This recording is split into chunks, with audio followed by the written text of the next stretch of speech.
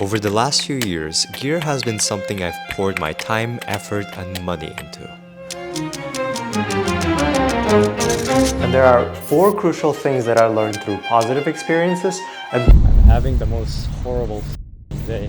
That was me last year on a road trip from Germany to Portugal, and I worked really hard to save up money for a nice lens.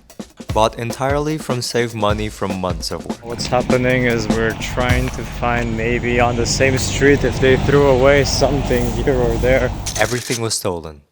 But the situation forced me to use the kit lens. If you're not familiar with cameras, the kit lens is the most mass-produced cheap lens that comes with every camera. It doesn't produce the sharpest images and everyone considers it trash.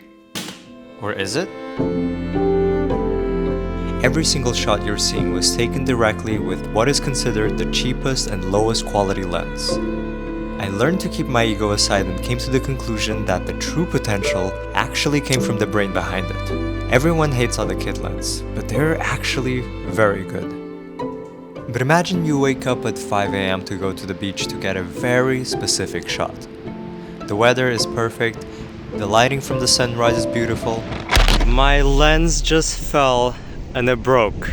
I'm really mad because look at this. And you'd think I would learn from my lesson, right? One drop and this camera's gone.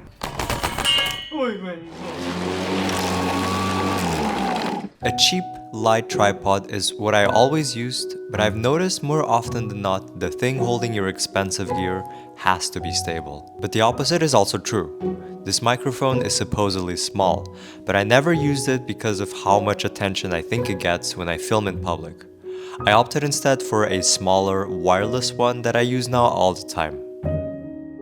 Maybe you're watching this looking at all the amount of gear feeling a bit overwhelmed, but that's okay because just a few years ago, all I had was a camera and a tripod.